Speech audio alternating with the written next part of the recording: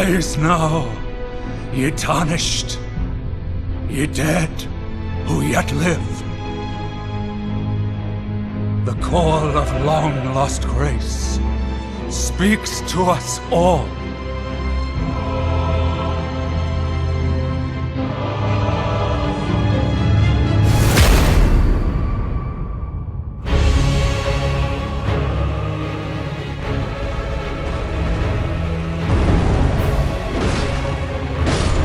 He's gone. Fuck you, bitch. The fuck out of my life, you whole ass nigga. Yeah.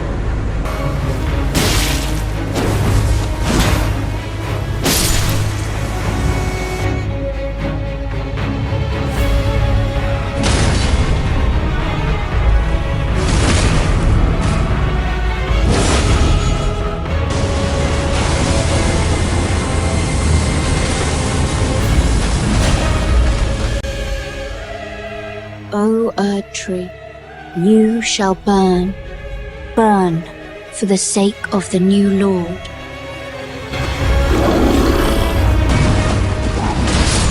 Come on, man! Are you fucking kidding me? I'm about to throw. Oh my god! I'm about to get the fuck off. I'm about to get the fuck off. Oh my god.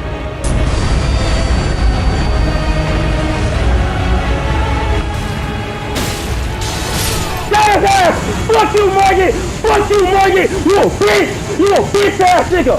Smoke you on Margaret to Phil Allman! Smoke you on Margaret to Phil Allman, bitch! Fuck you, you bitch ass nigga!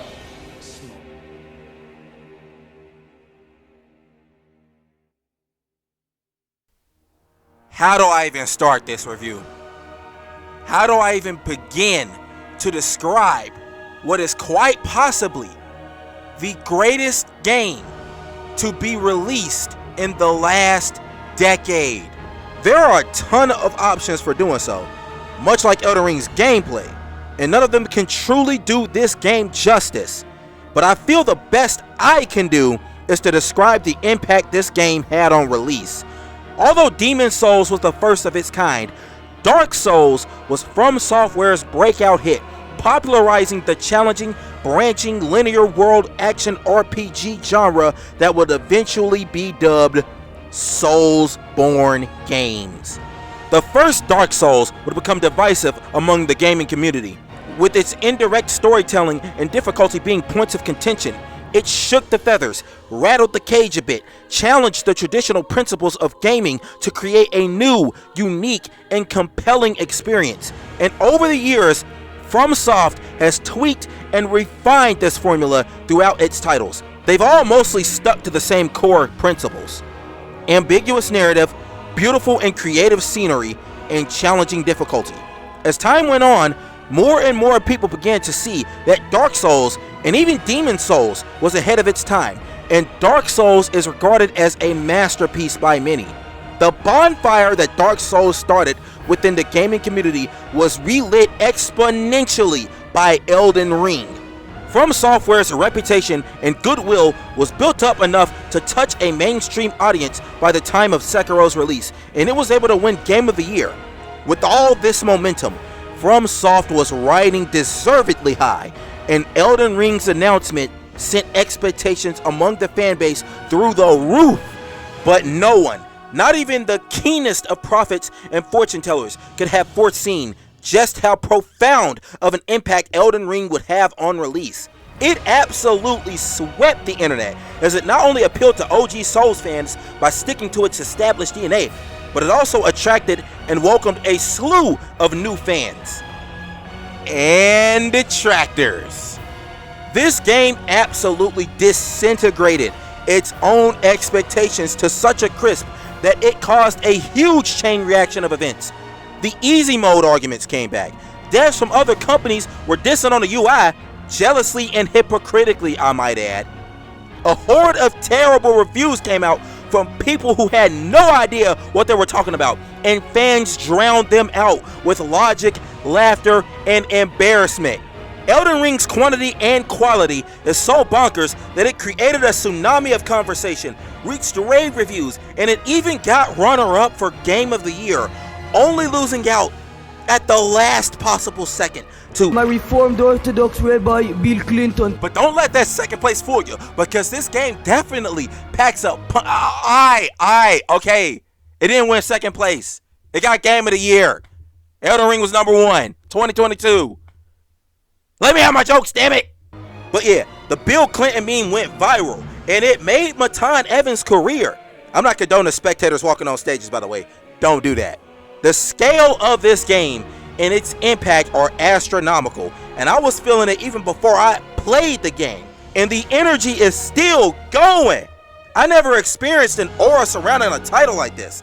The closest for me was Halo 3, but I was mostly offline. I also never played Skyrim. I already knew I was gonna rock with the game. I did play and beat the original Dark Souls back in 2020. It was like nothing I have ever played before. The level design, the art style, and challenge captivated me.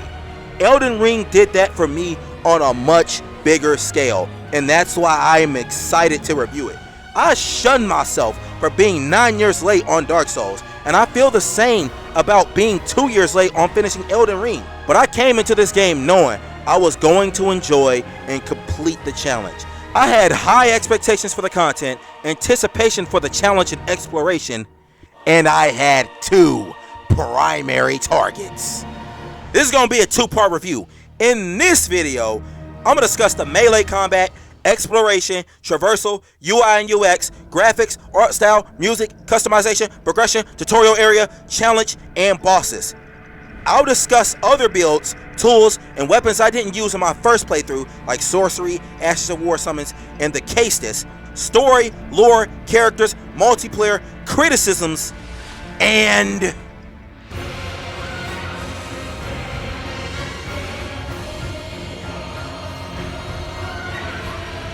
in a part 2. I'm P34J, and this is my review of the legendary Elden Ring.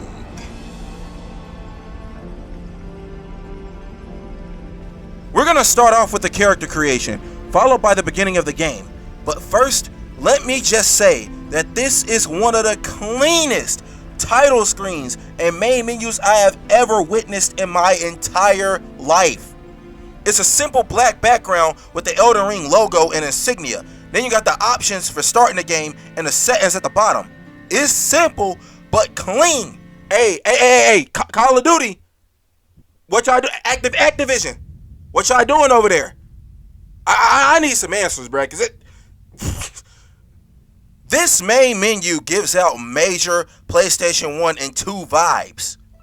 But then, the main theme kicks in.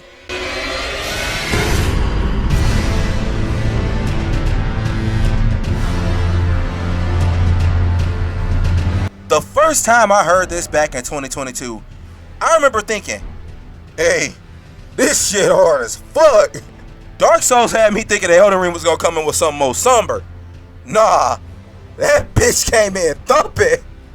We knew that we were in for something special, and it's finally here, and I can't believe it.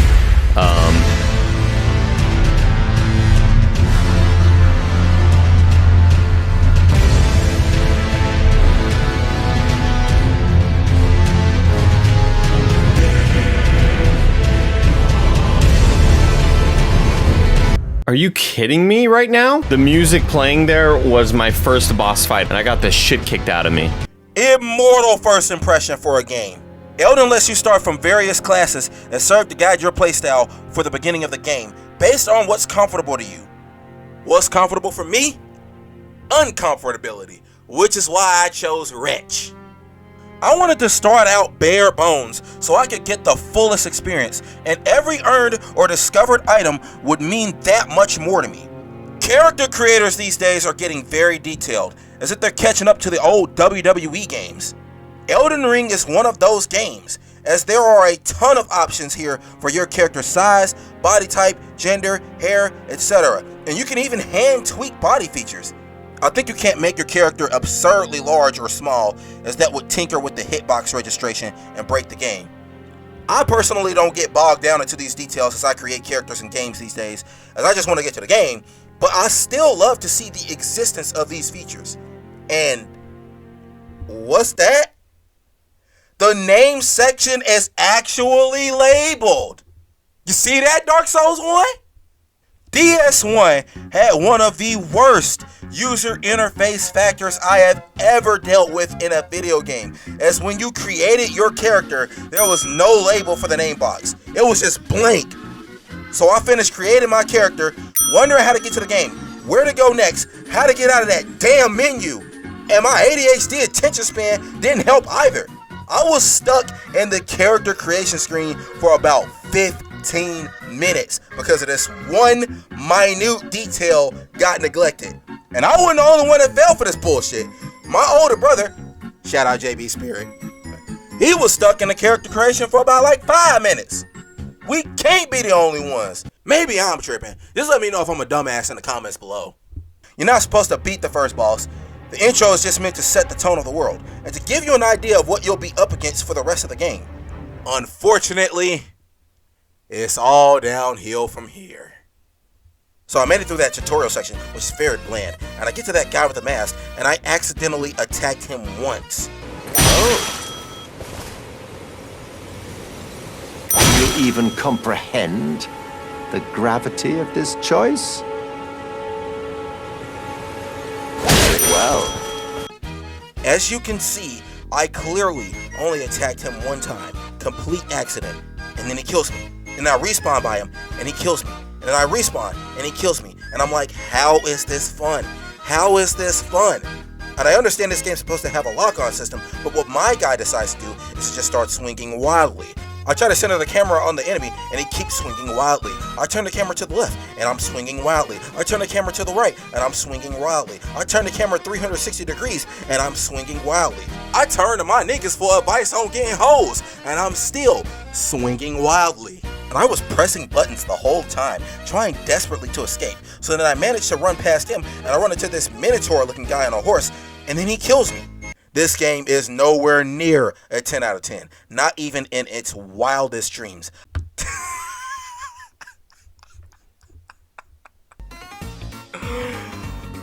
That was your idea. That was your idea. Oh my God, bro. Like, I need to know what you was snorting, bro. Like, it had to be Elmer's. Was it glue? Was it glue? Let me know. I need to know. I need some answers. And I gotta give your stupid ass some credit, though. At least you actually played the game, unlike the fraudulent TV calibrator.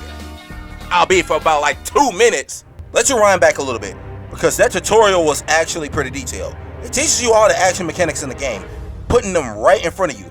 So if you were keen and paid attention, you can practice and improve your skill early on. Kinda wish I would've did that. Hey, I'm on Brad from earlier ass, but I completely ignored the prompt on how to guard counter, which was the whole purpose of the first boss fight, and I wound up dying a dude like 20 or 30 times when I first started the game. So I'm just as much of a dumbass in my opinion. I get, hey, look, I guess I'm in the same boat. I was salty when I figured this out when I redid the intro for footage, because the first time I died to him over and over and over. He was my early mode. That's a shame, and that's what I get for not playing a Souls game for 4 years. But I'm glad I replayed the tutorial, because much like Doom Eternal, it eases in new players and it helps the accessibility of the combat. And you best take it all in while you can, because this is the last time Elden Ring will put knowledge of the game directly in your face. You'll only find more tutorial prompts as you discover more POIs like maps, multiplayer castles, and the round table hole. Nothing is directly in your face, and it is the most wretched thing in terms of UI. Hold on, wait. Hold on, that don't look right.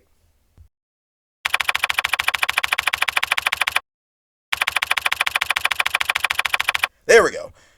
Nothing is directly in your face, and it is the most blessed thing in terms of UI and UX. Not just visually, as the screen is clear and uncluttered, allowing you to easily navigate through menus, find what you need, and enjoy the graphics and art style, but in terms of the exploration and combat. This isn't an accessibility issue, it's an immersion enhancer. Elden Ring refuses to hold your hand because it trusts you. It trusts the player's intuition and critical thinking skills to solve problems. The game gives you a chance, which is why you should give the game a chance. You can't let the game scare you just because it deviates from traditional mission descriptions that point you in the right direction in the most in-your-face fashion. And even if you're not that attentive, you have to have faith in yourself. Trust your ability to improve your keenness over time. See your own potential. It doesn't matter how bad you start out. You can always improve, overcome the challenges, and finish the game. You only lose the game when you quit. So my friend, don't you dare go hollow. You leave the Cave of Knowledge, and as you walk out the door, you are immediately met with a stark aesthetic contrast. A bright light, some trees, rocks, and a huge open field with beautiful green grass. This is Limgrave. And now's the point where I gotta stop to say something. As I've said in previous videos, I'm a big fan of the Act-Man's work. So I'm gonna channel some of his energy, mix it in with some of mine, and then intensify it times 10 using the Kaioken technique to properly address one of the stupidest claims I've ever heard about Elden Ring. P34J Productions, where absolutely no trap shit happens.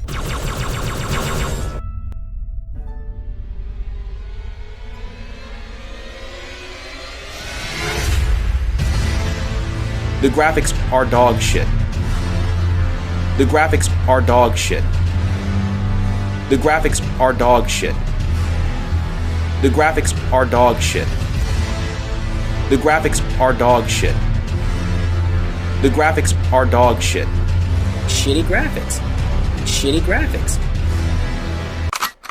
These motherfucking graphics is so ass, I don't even understand the point of plan. Performance is preventing me from slaying. Fidelity is stopping me from staying. I'll be no saying. I gotta take all the pain and walk away saying I'm a win. All this pixelation causes trepidation to finish the game. Talk about lame visual bang. I can see the steam from this wreck train. Gameplay is plain. I cannot feign. Need OxyClean for the shit stain of a game. Guess I should've just stayed in my lane. Really feel like a play in the vein. They need to step in the pocket. They messed it up. Both of my eyes feeling straight in my veins. See, for the effort, really try to F it up. I cannot keep going, running out of stamina. And my patience is thin. Went into this bitch expecting to win. I cannot take it, I give. I hope the developers learn a lesson from this. Cause all this AAA developers is getting cocky. Y'all need to take some pointers from Miyazaki. So earlier when I mentioned games that got graphics that ain't well did, by now you know I'm not talking about Big Elden. The graphics are dog shit. The graphics are dog shit. The graphics are dog shit. The graphics are dog shit. The graphics are dog shit. The graphics are dog shit. Shitty graphics.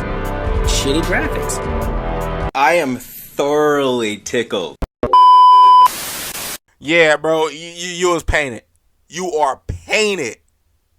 The graphics throughout this entire game are phenomenal. The art style is mystifying, and the sheer variety of environments played a huge role in motivating me to explore the map. You see that when you first walk out, and it'll only get better throughout the entire game. This game's story, much like its mechanics, is told indirectly, and the visuals are an important part of that. The locations convey so much emotion. The warmth and welcome of Limgrave, the enchantment of Liurnia, the mystery of Noxtella, the danger of the catacombs, the eerie creepiness of Mogspot, the desolation of Caelid, the dying life of the Hollow Tree, the grandeur and regality of Lindell, the glory and nobility of the Round Table Hold, the challenge of the mountaintop of the giants, the chaos and disorder of Far Missoula, and the mystifying ambition of the final boss stage. The enemy variety enhances the presentation as well. The world is brimming with life, from harmless wildlife like squirrels, turtles, birds, and deer, to hostile wolves, undead warriors, skeletons, beasts, dragons, crabs, butterflies, big mechanisms, other tarnished warriors, and even fucking jellyfish. You can go jellyfish hunting in Elden. SpongeBob is in Elden Ring. Come on, man. Like, get y'all jellyfish nets out, man. Let's get it. Put it on the Krabby Patty. Let's get it. Playing through Elden Ring feels like taking a trip through Hidetaka Miyazaki's mind after he smoked like 40 pounds of moon rock. And each place is accompanied by appropriate music. Now, there aren't many silent moments in Elden Ring like there were in Dark Souls, as almost every place has music, and maybe more silence would have helped the immersion of certain places, specifically the catacombs and mining caves, but not by too much, because this is some of the most immersive music I've ever heard in a video game. It's on par with Doom Eternal and Halo.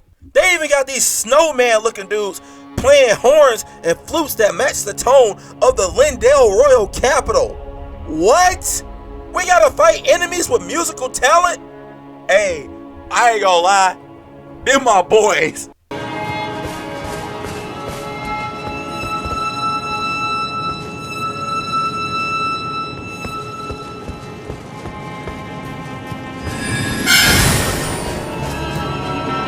And they show up again at the Hollow Tree, but this time the notes don't match the background music.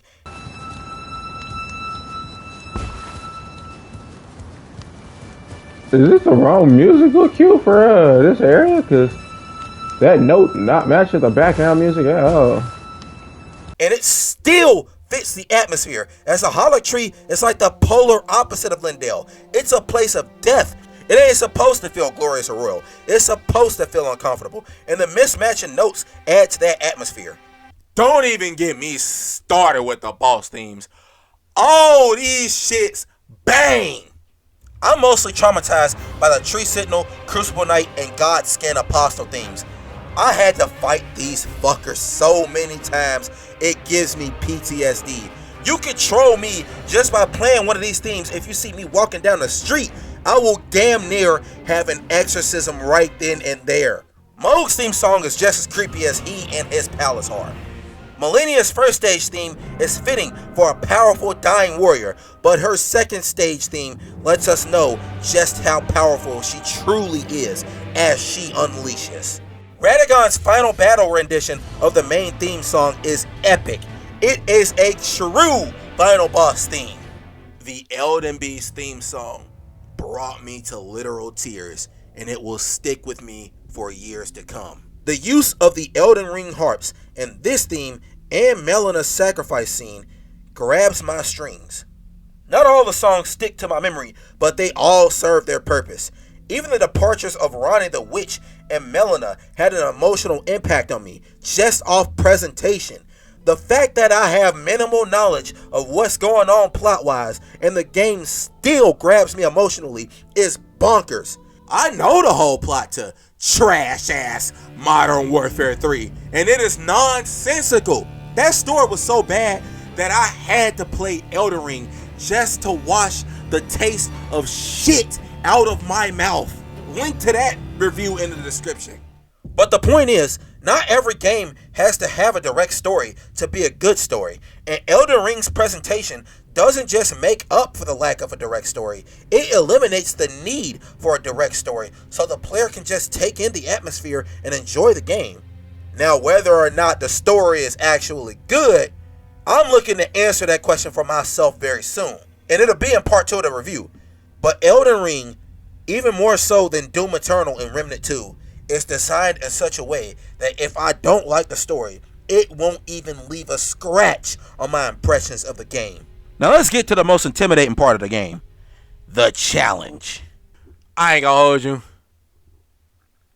This game needs an easy mode. Hold on a second. Before you click off the video, just give me a chance. I've heard the discourse. I've heard the arguments on both sides. And I feel that I can finally come up with a logical argument as to why Souls games need an easy mode. I keep dying. Come on, baby, let's get it.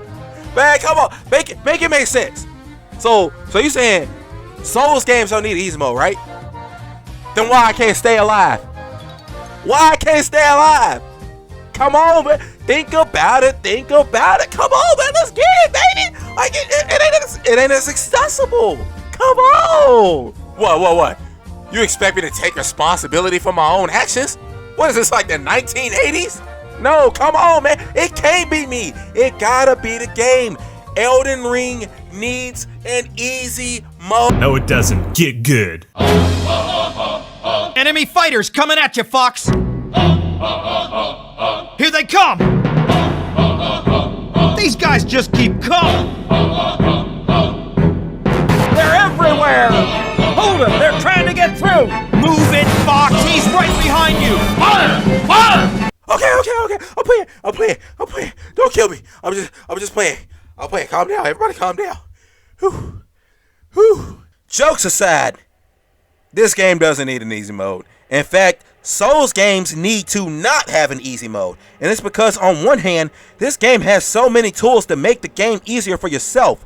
Spirit ashes, AI and multiplayer summons, sorcery, incantations, leveling up your stats and flasks, crafting, and a grand collection of weapons and shields. You can even respec your character after you beat Renala. These are the accessibility features that those who complain about Elden Ring's difficulty ask for. And when Elden Ring defies these traditional principles, it creates a big fuss. But I implore, not alienate, but implore these people to open their minds and trust themselves to figure out the game. Give it a chance.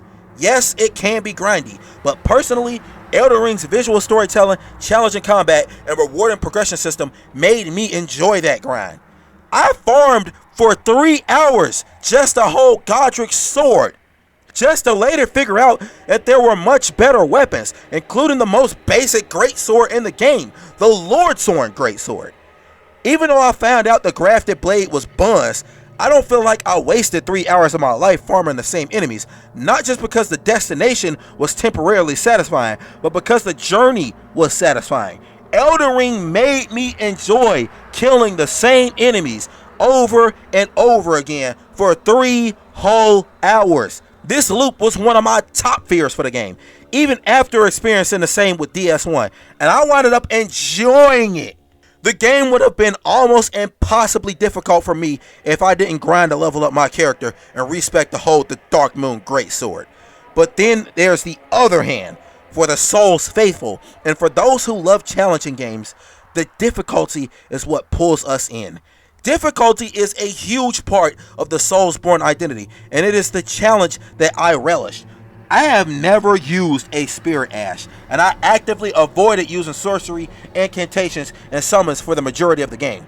I only used a handful of weapons and shields, and I didn't put too much focus on upgrading them until like halfway or 75% through the game. I didn't activate my first great rune until after I had already reached the mountaintop of the giants. This is a rare case where I've only dealt with like half the game's mechanics and still feel qualified to review it. I wanted to focus on testing my abilities and improving my skill. I relish the challenge. Kai Cenat took over 170 hours to beat the game, and I commend his dedication, especially since he marathoned it for like 2 weeks. I took 189 hours to beat the game over a span of 3 months. It was grueling, but if I'm enjoying myself, no punishment is unbearable. The beauty about Elden Ring is that it pulls in all kinds of players without sacrificing its identity. I think this properly explains why it's reached mainstream popularity. The OG fanbase is pulled in by the challenge of dodge rolls, guard counters, posture breaks, and parries, as well as the extended lore. New players are pulled in by the game's growing popularity, the stunning, curiosity-piquing story and art style, as well as the prospect of overcoming a new challenge, opening their brains to a game like none they've ever played before, and the slew of upgrades. And then you have people in the middle of the road like me, who just had to be reminded of how great the Souls games are. And we're all staying for the ride because of the sheer amount of content there for all of us. The exploration in this game got me addicted like a certain death root head I had to 86. Before Elden Ring, I wasn't able to consistently play single player games for like 5 to 6 hours a day. And the exploration was an important part of that. Every time I booted up, I found something new, got something done. I found sites of grace, tunnels, quest lines, bosses, and my favorite, new worlds. The euphoria I got from finding places like Caelid, the Raya Lucaria Academy, Lindale, and the mountaintop of the giants was like no other feeling. I would just get lost in these worlds, and it was due to the bold, varied, and expressive art style and music I mentioned earlier. And I tell you, when I found out it was a whole ass underground world, that blew my fucking mind. Just when I was about to go to sleep, no Kenta, no CM Punk, the game pulled me back in. It had me staying up like an insomniac, and when I got off, I slept like a narcoleptic. And it didn't stop. I found more underground spaces and more spaces up top that weren't even connected to the main land. Far Missoula, the first boss fight area at the very beginning of the game, the isolated Divine Tower, and the Hollow Tree all required some sort of special mechanism to reach said places, whether it be a teleporter trap, a secret medallion, or the defeat of the fire giant.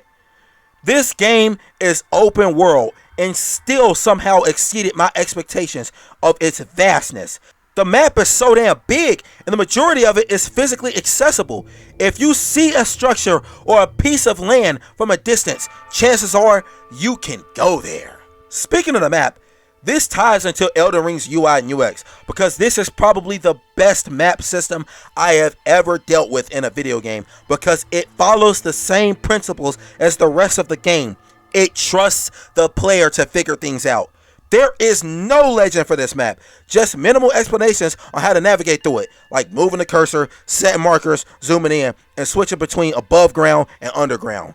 There are icons that are embedded within the art of the map, so it's up to you to pay keen attention as you read to find icons for telescopes, caves, ruins, towns, churches, and Evergaol bosses. I was like 50 or 60 hours in the game before I figured out that those little brown structures on the blank spots of the map were actually undiscovered pieces of the map. I probably found one or two of these between the last 2 years before I hopped back on in February and forgot how to do it. And let's not underestimate the role that exploration plays in progression. If you want to beef your character up in this game, you gotta explore.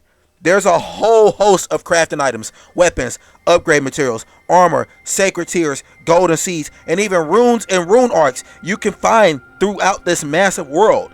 You can activate great runes through their corresponding divine towers, and after using a rune arc, great runes are these power-ups you earn from killing major bosses that, when activated, boost certain stats or give certain perks depending on the rune, lasting until your next death.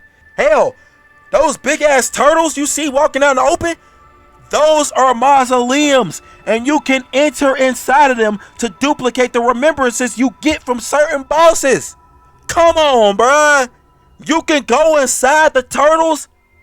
Fucking Elden Ring, bruh. The exploration in this game is top tier. It is quite literally Miyazaki in this bitch. You can also finish certain quest lines to gain access to certain areas and bosses. I had to finish Ronnie the Witch's quest line to fight Astel, White Mask's quest line to fight Moog, and I forgot whose quest line to get the Hollow Tree medallions and reach the Hollow Tree. There were NPCs disguised as and trapped in trees. It's hella secret walls and shit, like, god damn.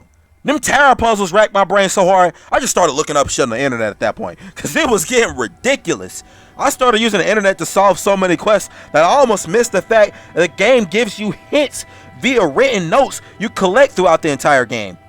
I'm not going to fault the game for making the player have to think outside the box just because I got a low gaming IQ, but just imagine the hell that the first players to find these secrets had to go through.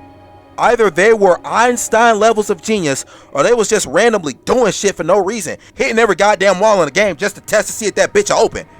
And the internet, another accessibility option, a helpful resource to find absurdly obscure secrets. I will not shame anyone for looking up how to find Moog or Millennia. There are a bunch of varied aspects to the exploration in this game, and it feels like none other.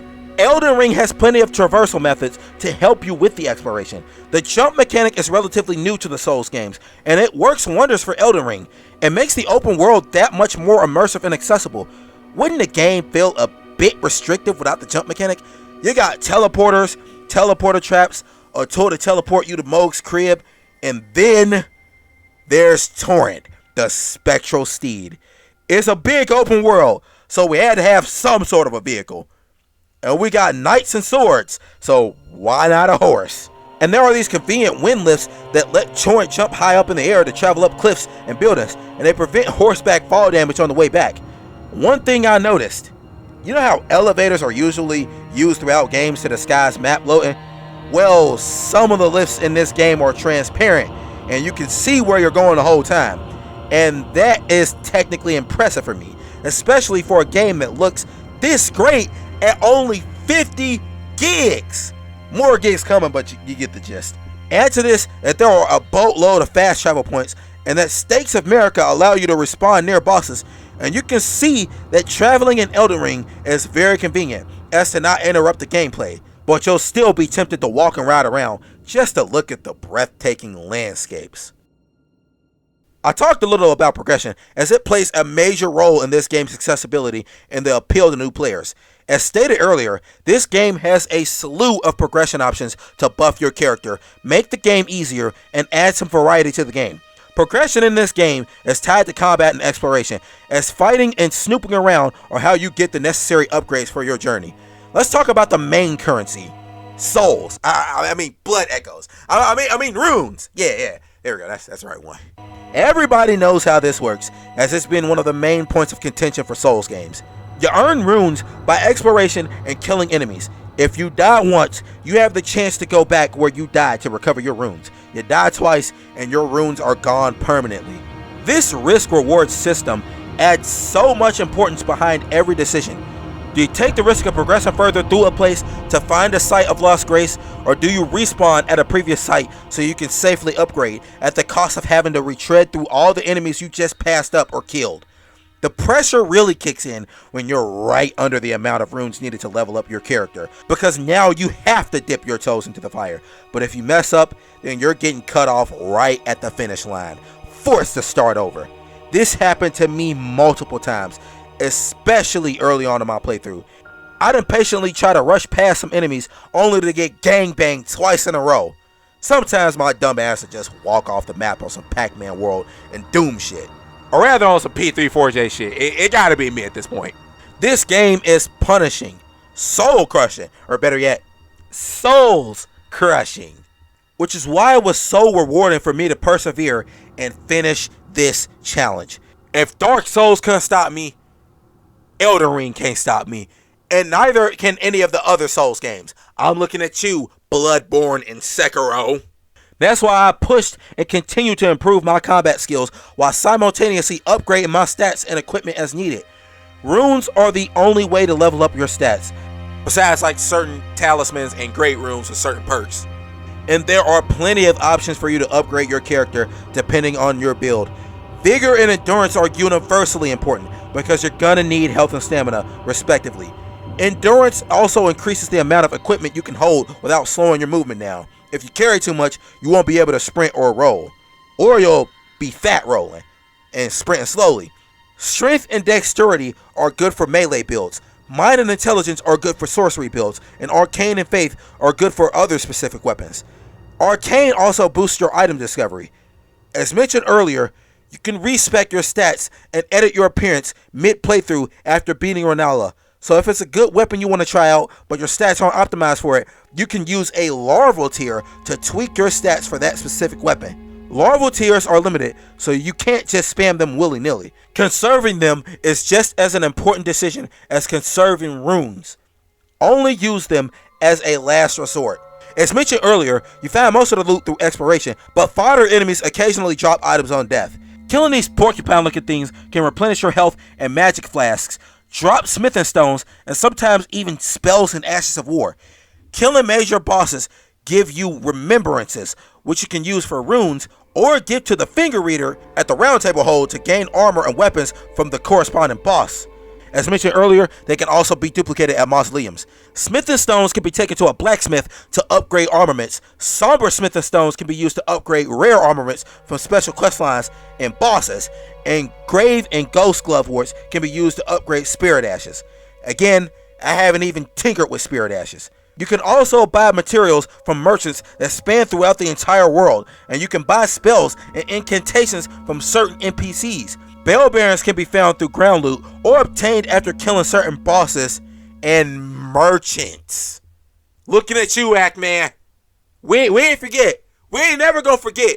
We shall never forget your crimes against the Tarnished. You unlock most of the upgrade and customization options at Sites of Grace as you progress through the game. You level up your stats at the Grace. Sacred Tears increase the amount replenished by flasks. Golden Seeds increase your flask slots. There are a bunch of tiers you can mix in your Flask of Wondrous Physique to give you different power-ups. You equip great runes, spells, and incantations at Grace. You can even alter your garments for a few runes, shed a little weight off them, at the slight cost of some protection. Of course, helmets, gloves, leggings, and body armor all have different resistances and weights, so you can switch out anytime depending on your needs. As I depended more on speed and iframes later in the game, I went with lighter armor. Made it a lot harder to stay alive, but that was the thrill. Also, each weapon scales to specific stats to different extents to make them stronger. Like I said, I was more focused on the experience of the game in my playthrough, and a lot of that feature getting by on near the bare minimum besides leveling up vigor and strength up until the end of the game. But as time went on, I started figuring out how the system works, and I'm curious to tinker with more things in my second playthrough. But I know certain types of players have a field day with the girth and robustness of this system, and for noobs, this is why Souls games don't need an easy mode, especially not Elden Ring. It's because you can handcraft your own easy mode without segmenting the player base or neutering the seamless experience in a way that even new players can enjoy. Elden Ring wants to challenge you in one way or another, so it gives you plenty of options, but all those options will challenge you in some sort of fashion, whether it be reaction time, patience, knowledge, attention to detail, or a combination. It will be a challenge. Accept that challenge, Tarnished. When I played Dark Souls, the combat loop wasn't exactly what hooked me, but the challenge of the combat, the dopamine from finding a new area, and the visual variety and beauty of each area is what hooked me. So I knew coming off of Doom Eternal that the combat loop wasn't going to be one of my main anchors. Boy, I was wrong. I said in my Doom Eternal review that Doom Eternal is the only game I know that forces you to play a certain way, and it is in the right for doing so. If you were to build a game from the ground up with the opposite philosophy, but the same challenging, satisfying difficulty, it would be Elden Ring. This is a game where you can play any way you please, but all of those ways are challenging. And this applies especially to the combat. Elden Ring's combat exceeded my expectations. I'll get to the bosses in a bit, but I want to talk about the melee combat in general. I started out as a wretch and went down the simple, challenging, and good old-fashioned path of sword and shield. I wanted to do the grunt work, get my hands real dirty. That's how I enjoyed DS1, and that's how I was going to enjoy this game. The combat in this game has plenty of mechanics, even without traditional fighting game beat 'em up combos. You got your light and heavy attacks. Your movement options are to sprint, backstep, roll, dash forward, and jump. Jump attacks give you more damage per hit, but leave you vulnerable if you miss, or if the hit doesn't stagger your enemy. To be honest, I rarely use the jump mechanic in combat, except against enemies flying within my orbit. There are 3 ways to break your opponent's posture: damage them heavily within a short period of time, parry their attack using the Ash of War, or guard counter them by blocking an attack and immediately charging up a heavy attack. With most of the fighter enemies, I went sword and shield, as that allowed me to tank some damage from multiple enemies while running through them as quickly as possible. Of course, I still have like a cajillion deaths regardless, but as I progressed through the game, my levels and stats grew, as well as my patience and skill. I was able to effortlessly run through fighter enemies from earlier parts of the game, and I was able to time my dodges for later enemies. I also started wearing lighter armor so I could more effectively roll and sprint. You can also fight on turret, but I had difficulty aiming for the enemy while riding, even while locking on. Missing my swings was one of the most frustrating parts of the game. Not gonna count that as a negative though, pretty sure that's just my skill level. Even so, torrent came in handy when I fought big enemies like dragons, black blades, and that godskin apostle that was out in the open. I experimented minimally with shields, as I stuck with the crucible shield after I landed on it. I stuck to great swords. some of the slowest weapons in the game, but with high damage, so that kind of forced me to get better at timing my attacks and movement. First, I was sticking to the Lordsorn Greatsword, which you get pretty early on in the game. Once I encountered the Godskin Apostle in the Divine Tower of Caelid, I felt I desperately needed more damage, so that's when I farmed runes for like 3 hours to hold Godric's sword. Now this sword did put a decent amount of work in for me, but I was advised that it was indeed trash. Thank you anyways, Godric, you dead bitch. Ha ha! I'm talking shit like I killed him by myself in my playthrough. Nah, I jumped him pretty early on. Really didn't even jump him. My peoples is doing most of the work. I switched back to the Lordsorn sword and upgraded it so I can get higher DPS.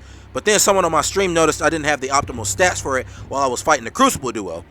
This led to me using my first larval tier, and I respec my stats and applied the Bloody Slash Ash of War to defeat those bastards. I eventually settled upon the Dark Moon Greatsword, and I had to respec once again for that. This was my weapon of choice to beat the game, and its Moonlight Ash of War came in handy.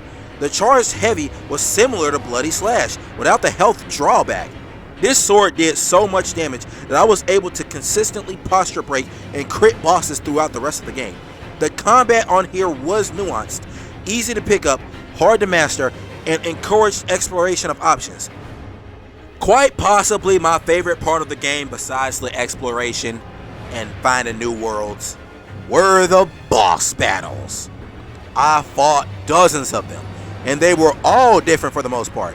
Fast, slow, small, large, giant, long range, close range, melee, spells, you name it. There is a plethora of options to beat each boss, but you still have to fight them all differently. Think outside the box in some way. I enjoyed the process of learning each boss's attack pattern and animations through repeated deaths. And as I progressed further, I faded out shield usage in favor of dodges and iframes. This was my main enjoyment of the boss fights, especially in the last stretch of the game. I had to alter my playstyle for each boss. For some, I was more aggressive, others, I was more reserved. Even the repeated bosses all felt different enough to warrant multiple entries, except the Crucible Knights.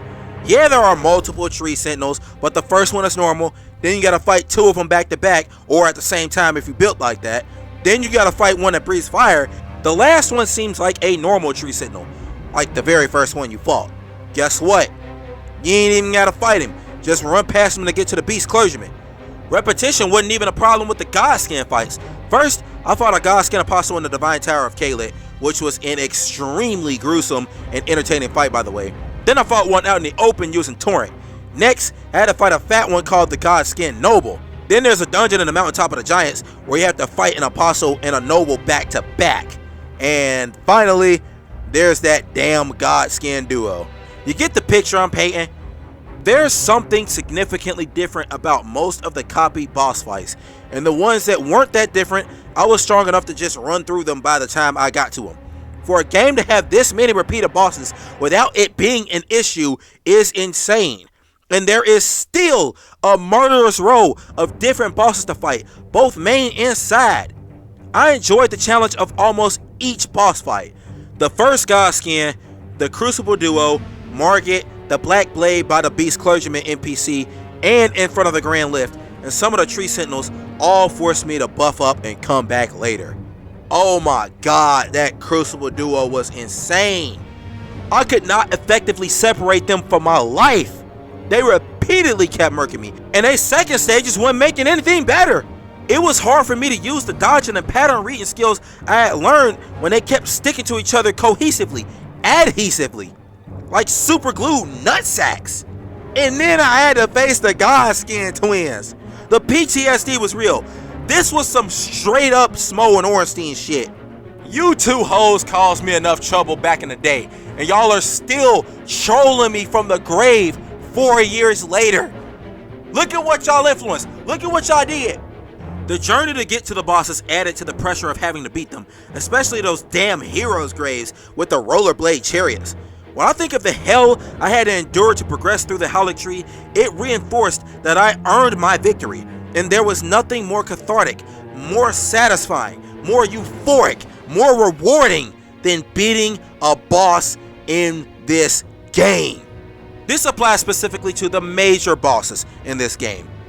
These were all epic as fuck, and the breakneck pace of the bosses at the last part of the game is an unforgettable experience. Once you reach Lindale, there are major bosses galore, and whether I like them or not, they were all memorable in some way. Margit was a fitting teaser and kind of a tutorial for how to handle future bosses. It was my first time showing this game that it could not make me quit. Renala was laughably easy, but she provided some good scenery at least. Speaking of scenery though, I'd normally refrain from using summons, but I just had to against Star Scourge Radahn. His whole setup is absolute cinema. You gotta go to this festival where they hype you up for war by giving you some of Radahn's backstory, tell you that a bunch of warriors are looking to take him down in a blaze of glory, giving the man his props while doing so. The stars have aligned. The festival is nigh. General Radahn, mightiest demigod of the Shattering, awaits you. Champions, prepare for battle. Defeat the general, claim glory, and grab that great rune. A celebration of war. The Radahn Festival! Melania self-nuking Radahn and his entire country of Caelid and leaving them both in a state of physical and mental decay popped me for two reasons. One, god damn! And he's still alive? And this strong with like 10% of his power? Two, I thought it was a clue to where she was. It wasn't, but it still built up my hype for her fight. So we get to the Radahn fight, and it's in the desolated desert that Melania created of his country. And it was hella summon sounds on the ground. And they were the warriors at the festival. I feel like if I didn't use the summons to beat Radahn the first time around, I would have robbed myself of a theatrical experience. On New Game Plus, I'm bringing them down myself. So we get to Lindale, and that apocalyptic pace of boss fights begins. I fought the Godfrey apparition, then fought Morgott, who was an excellent fight, just a harder version of his lesser self, Margit. But as I reached the mountaintop of the giants, I had to slow things down a bit to make sure I didn't miss any major bosses, so I went down in the underground to beat Astel. That overgrown skeleton gave me hell, and I sent it right back. Fia's champions tried to jump me, but they flopped, after succeeding a few times. And so did the Lick Dragon in her dream. Somewhere around this time is where I did the Volcano Manor questline to reach Rykard. I ain't gonna hold you. What a coward. Absolutely not balanced. The fact that you practically have to use the Serpent Hunter to beat him means he is an absolutely broken boss. I had no respect for this asshole, so I leveled that bitch up to 9 to get him out the way. And I was still having trouble killing his ass. Afterward, that's when I went through the White Mask's questline to find Mohg, the Lord of Blood. My favorite boss fight of the game, as it's the perfect balance between challenging and fair. He only has one broken attack.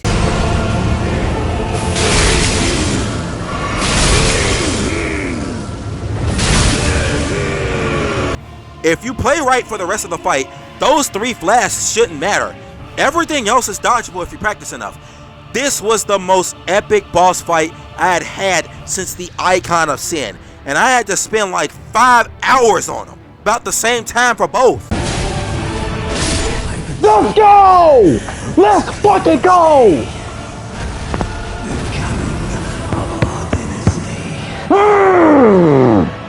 After that, there was only one place to go. The Halleck Tree.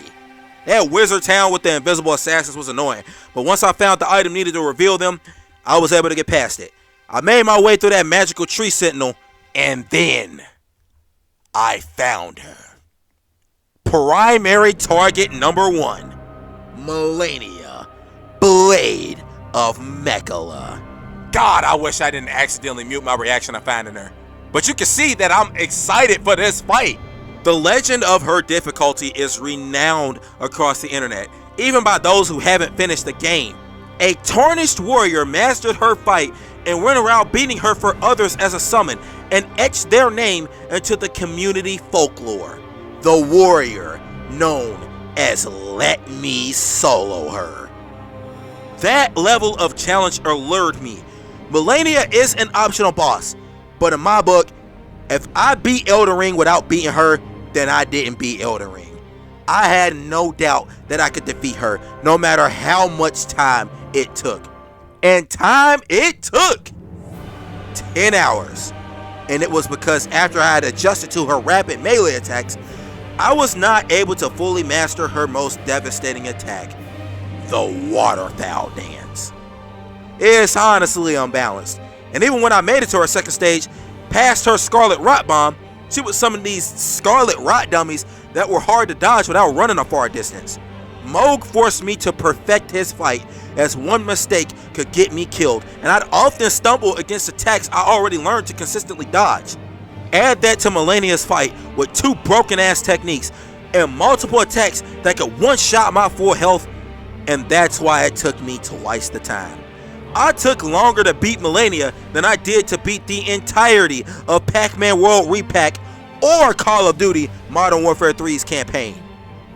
But I was determined. Nothing could stop me. No matter how many times a game beats me to the ground, as long as I'm enjoying myself, I will always pick myself up, dust myself off, and rise to the occasion. Because if Dark Souls taught me anything, it's that I will never go hollow.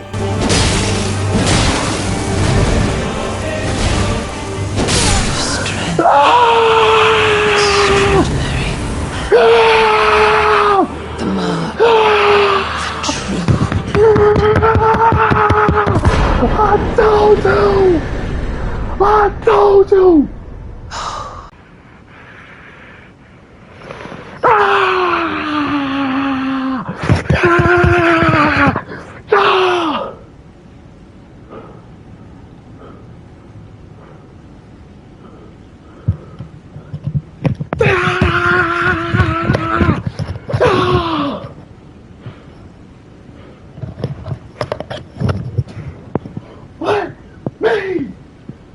Let me solo her. Let me solo her. I woke up the next morning feeling like a champion, even after barely getting any sleep that night. There was only one feeling that could match the dopamine of defeating Malenia, and that was taking the title of the Elden Lord. And that's where I set off to. Surprisingly enough, the fire giant wasn't that hard. I beat him in like under 5 tries. He was still an epic set piece, as were all the giant bosses in this game. None more so than my next victim in Far Missoula. Dragon Lord Pussy Do Sex. What a bitch. This motherfucker was broken in a similar vein to Rykard. Fucked up part about it is, he was such an awesome set piece that I still enjoyed the fight, even though he frustrated the hell out of me. He actually had a lot of balanced attacks to dodge, but a couple of his shits was just broken and he was just doing too much. He started out alright, but then he started doing all that teleporting. Like, damn bitch, where the hands at? And then you gonna start one-shotting me with lasers. What am I supposed to do about that? Just keep running, bro, because if I get hit by a laser and he this low on health, bro, I'ma fucking snap!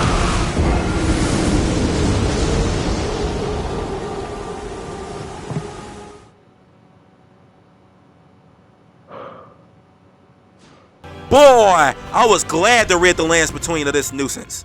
Next up was a beast clergyman, dope fiend ass. Don't start attacking me after I fed you some death root that you asked me for. Take your addict ass to rehab or something, you crackhead bitch. I had to take my shield back out for him because his attacks were so fast. He had a specific attack where he would like swing forward and back twice like fast, and I couldn't consistently predict and dodge that. Death root must be a similar substance to Octane Stem.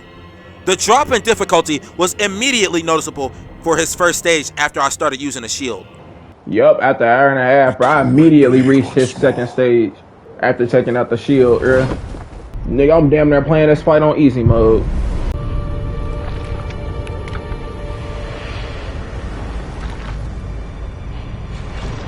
no, no, no, no, no. Oh my God, God, no, no, no, no, no, no, no, no, no, no, no.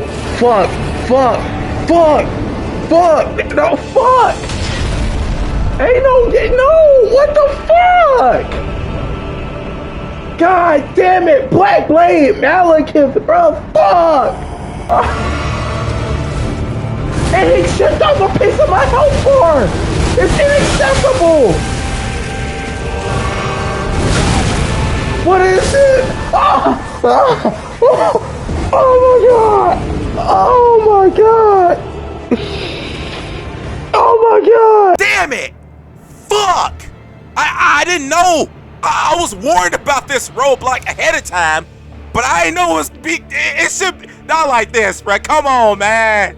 But the fact that I immediately knew it was up as I saw his transformation speaks on the impact of both the warnings I received and the fights with the other Black Blade warriors. Malekith gave me hell, especially with his damage over time, but I sent that hell right back at him and I got him up out of there. So I go back to Lindell to see it's been burned to ashes, and then I encounter what is by far the worst boss fight in the game for me. Pussy ass Sir Gideon, the all-knowing. My first personal issue with him is why we're fighting. I figured we was gonna come to blows eventually, as we both wanted to become the Elden Lord. But then I get up here, and you talking about, I commend your spirit, but alas, none shall take the throne. Queen Marika has high hopes for us, that we continue to struggle unto eternity. bitch, what happened to all that ambition? Did Morgoth beat your ass or something? Put these foolish ambitions to rest. You siding with Queen Marika now? You switched up like an absolute snake. No pun intended. Now, he's not one of the hardest bosses in the game, but I still rank him at the very bottom just on account of him being a bitch. All spells, all sorcery and incantations, and you stealing attacks from Moog and Melania? No hands, no melee? This man pissed me off to such an extent that I attempted to use a larval tier to build my stats towards sorcery and air his ass out, just to figure out I didn't know what the fuck I was doing, so I had to revert my stats back to beat him. You know what? Karma a bitch just like him, because I beat him because of a bug. He backed himself against a wall, and I feel no guilt for it either. I would rather fight and die to Melania for another 10 hours than ever have to fight or even look at this pathetic pussy again. I have absolutely no respect for this dead bitch. Fuck you, you whole ass nigga, and I will spit and shit on your fucking grave every time I pass by. Luckily, the next boss fight was so balanced and enjoyable, I was able to mostly wipe away my disgust. Godfrey, the first Elden Lord. His first stage didn't really give me any trouble, as previous bosses got me used to studying animation patterns to time my dodges and attacks. But then he ready up his second stage, and animal abuse, animal abuse. Get him up out of here. Why you doing that to your pet? Why you doing that to your pet? Get him up out of here, coach. Cancel. You done. Horaloo, I hope you ain't got a social media account, because if you do, you are fucked. Jokes aside, this transformation was savage. So I'm ready to learn his animations for his second stage, and oh shit, damn, hold on, I still got health left. Let me try to get, what, oh my god, this man just tossed me in the air and boomed my shit twice. Fuck, I'm facing Batista and shit. So you telling me he dropped the weapon, killed his animal, is covered, soiled in red blood, and he just charged at me and beat my ass? This has got to be the most savage fight in the game, and the most balanced. I still put Moog slightly over Horaloo because it was more challenging, but this is truly an exceptional boss fight. The duality of man is real here. First, you fight the very definition of a pussy in Sir Gideon, and then you immediately fight the most masculine warrior in horror Lu. My respect for that man and his fight are immense. Damn, you could tell he was building all that hatred up for Radagon after he stole his girl. That had to be what it is. He right at the light. We know he's trying to beat Radagon ass. So, hey, but look though, that's kind of toxic masculinity. Why don't you just get mad at America, you know? Like, get her, you feel me? I mean, they're the same person technically, but that's another story. By the way, fuck you, Radagon, you gold digger. You had no reason to leave Renala besides becoming Elden Lord, as far as I know. So until further notice, fuck you, Radagon. Speaking of which, it's time. Radagon of the Golden Order, the second Elden Lord. I went into the Radagon fight with the patience of a monk. Instead of raging incessantly, by now I was able to concentrate with calm and focus. I knew that once I beat Malenia, I would beat the game, and nothing could stop me. Radagon is another pretty balanced fight, and I was able to spend enough time with him to consistently posture break him for stabs, and it was easier than it was for Malenia, Moog, and Godfrey. I mastered his fight to consistently beat him and make my way to primary target number 2, the final boss. Resist the urge. Damn it! I couldn't do it. I'm sorry, y'all. But after a long journey, it was finally time. The Elden Beast. Just look at how mystical and cosmic he looks. And the stage is an open black sea with Erd trees, a light, and some stars in the background. A beautiful looking final fight. He two-shot me on the first try, and dying to him meant that I had to face Radagon again to get to him every time. But it didn't matter. Radagon was a cakewalk. The Elden Beast had some ranged attacks, and his bubble grab attack did damn near one-shot me. But my skills had already improved too much. That Elden Ring attack is one of the coolest things in the game. It only took me between 10 to 20 tries.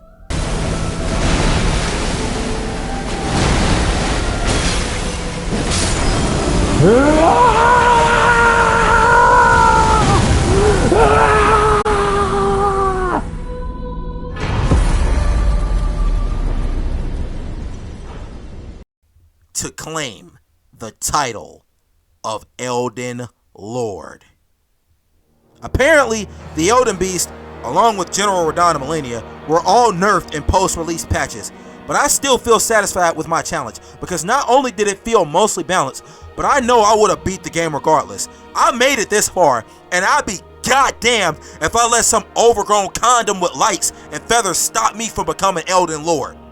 And after the initial adrenaline rush of finally becoming the Elden Lord, a sense of calm and peace filled me as I finished this challenge. The long journey, the dozens of bosses, the hundreds of hostiles, the thousands of deaths, all of it was worth it. Elden Ring gives you the option of multiple endings depending on your choices throughout the game. And given that I come from the school of Dark Souls, what the hell ending do you think I picked? It's only fitting that I ended the journey the same way I ended it 4 years ago, by giving myself to the flame. Elden Ring appeals to all types of players. New players and OG fans that are completionists and explorers want to find as many factors as possible to add to their arsenal to aid in their journey. Casual masochists like myself don't focus too much on the upgrade system, instead putting emphasis on the combat. And then you got these insane tryhards like Let Me Soloer and Miss Mika, who use damn near no upgrades and have perfected the combat loop to a T to beat the most challenging bosses in their most challenging forms. Miss Mika beat the game all the way up to New Game Plus 7 on level 1, and then beat New Game Plus 7 on level 1. That is insane. You also got guys like Alex from the Angry Joe Show, who is exploring every nook and cranny of the game. I think he said he's on like New Game Plus 20 something. Damn. And every player's experience is different. I spent 189 hours on the first playthrough and haven't used half the mechanics. The development team only took 30 hours and mistakenly thought it would be a good estimate for the public. Everyone's experience is different, and there is an ungodly amount of quality content. And I've barely even scratched the multiplayer yet. I believe this is why Elden Ring is so popular. The tension in the air is palpable, even 2 years later, partially due to a specific reason. Kai Cenat, one of the biggest streamers in the world, marathoned the game. He even influenced Travis Scott to hop on Elden Ring. What? RDC World hop back on. You got Faven making posts about the discourse surrounding the game, giving Kai his props. And I know Faven himself is highly anticipating the Twitch views have recently spiked back up. Elden Ring is appealing to a mainstream audience, and it's not sacrificing its DNA to do so.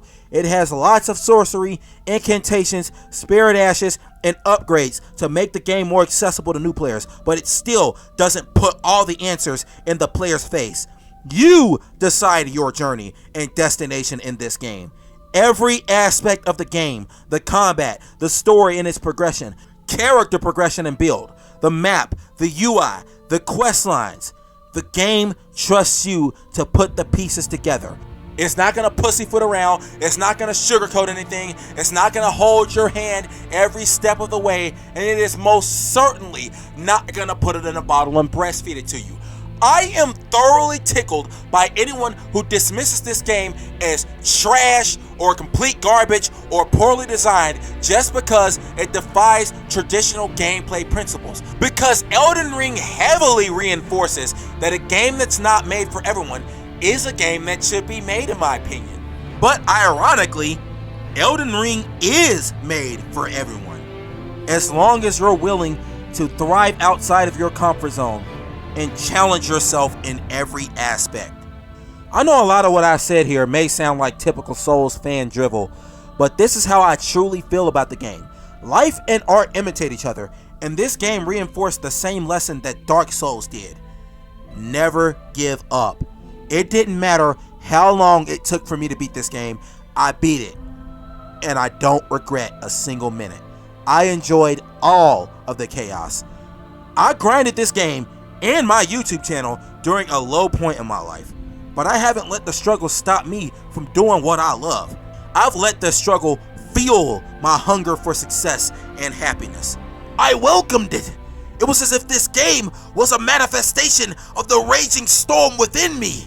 I think that's why I get so emotional every time I hear the Elden Beast theme song, because it makes me reminisce on my struggle throughout the entire game, as well as some struggles in my personal life. And that's why I'll always cherish the time I spent with this game. It's one of my all-time favorite experiences. I am ashamed of myself for being late to the party. But let me ask you this question. Am I really? Come now, touch the withered arm and travel to the realm of shadow. I will not be far behind. May we meet again.